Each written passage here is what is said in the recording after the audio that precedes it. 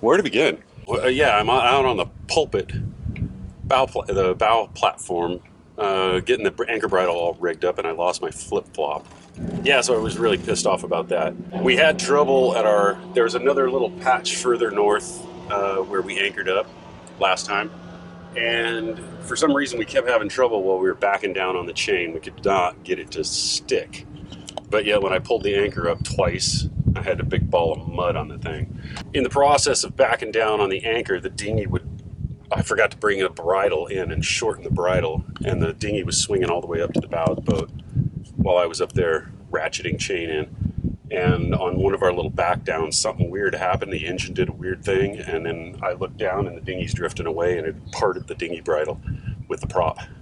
And it's floating, it's water ski rope that we use to tow the dinghy, and it's got a little float on it. And somehow it got sucked down into the prop wash and chopped up by our propeller. Brought the anchor up to where it was just dangling right below the water, and then yeah, I swam for it. So did you get your flip flop? No, and then I put once we got the anchor finally to stick, we found a spot down here at the end of the island, and actually we're right about slack tide now. So you went and chased I went on a search and rescue mission, but I couldn't find anything. So how did the steering work? Steering works like butter. The boat track's really nice. It's smooth. The helm seems smoother. Lubricated all the sheaves, and the cable is tight, nice and snug. Not too tight. There's a little bit of slack in it.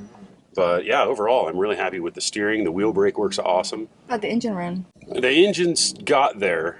It got almost up to Overheating. hot. Yeah, when the alarm goes off at 200 degrees, and we had it overheat once on the 4th of July coming back, or like the 5th of July or something. So we're thinking that maybe it's the insulation we did. I opened up the engine boxes and we ventilated the lazarette and opened up the front engine cover and blew an electric fan in there as we were running. We had the wind just fell off to nothing today, so we ended up motoring all the way out here. All right, so now we're gonna put the bridle on and look at the prop with the GoPro. Yeah. Oh, because why can't we jump in the water? Well, we could jump in the water. I had no problems getting back in the boat after I had to swim for the dinghy. I forgot the freaking swim ladder. So.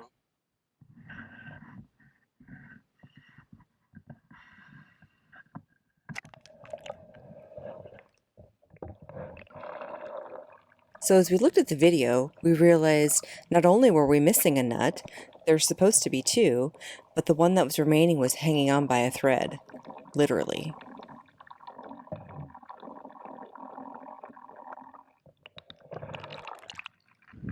I think what happened is a loop of rope got wrapped around the prop, stopped the prop. The shaft kept rotating. So Jenny says, you should take your mask and snorkel this weekend and take your fins and go swimming and maybe scrub the boat. And I'm like, I don't want to work on the bottom. I don't want to work on the bottom of the boat. Well, now I wish I had a mask and snorkel, so this is the best I could come up with what I had on the boat. Literally have to put this much of me underneath the water to reach the nut with my hand. After trying the homemade snorkel, it was obvious it just wasn't going to work. So Rich got in the dinghy and went all the way back to the marina to get the supplies that we needed. By this time it was early evening, so we decided to call it and just go ahead and make dinner. We tried to figure things out. Our buddy Frisky just showed up.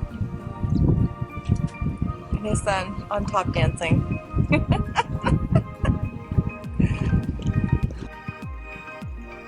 After dinner, we went over to Frisky for a while, and then, for some reason, there were fireworks. What I need to do is see if I can spin the nut back on to undo the cotter pin that's stuck in there and fold it over. The nut is backed off over top of the cotter pin, maybe possibly ruining the threads. I'm going to go down and try and tighten it with a big crescent wrench. I'll put the transmission in forward gear and then see if I can get that nut out, and then I'll come back for my Leatherman to try and pull the cotter pin if I can't get it by my fingers.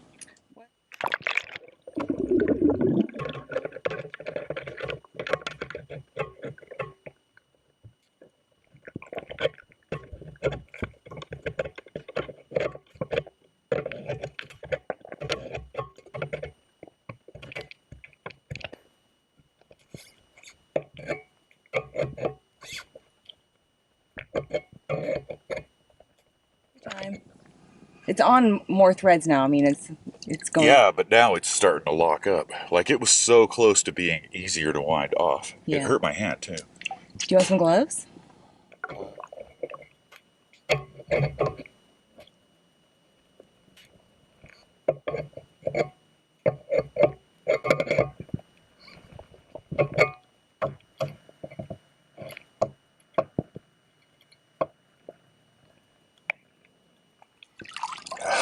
You got it. No, I brought a piece of metal with me. This is bronze. Oh, so that's I not can't good. hold the prop. I'm having trouble holding the prop. So this is a metal shaving from the nut. Yeah. And the stainless steel cotter pin is still in there.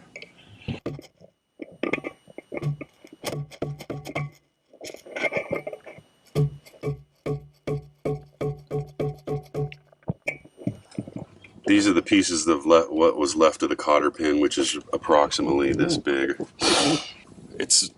I've grabbed the prop and the big wrench and pulled as hard as I could. That nut's on there. Uh-huh.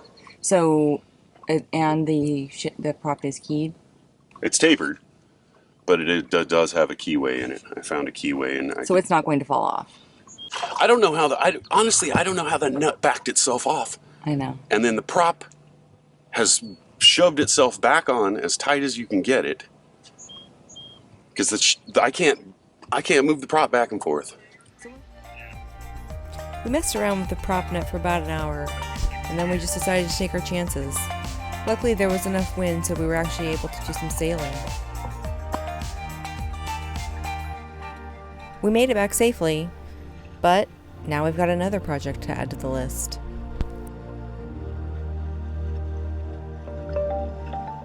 Thanks for watching.